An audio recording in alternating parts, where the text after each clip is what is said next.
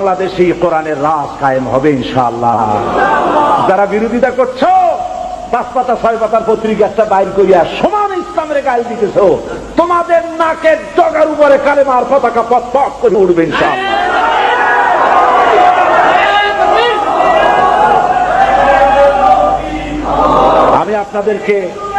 আমি আপনাদেরকে বলবো, বাংলাদেশকে ভালোবাসুন, বাংলাদেশকে ভালোবাসুন, বাংলাদেশকে ভালোবাসুন, এবং এই দেশে যতদিন থাকবেন আল্লাহ আপনাদেরকে রাখুন, ইমানের সাথে রাখুন। বলি আমিন।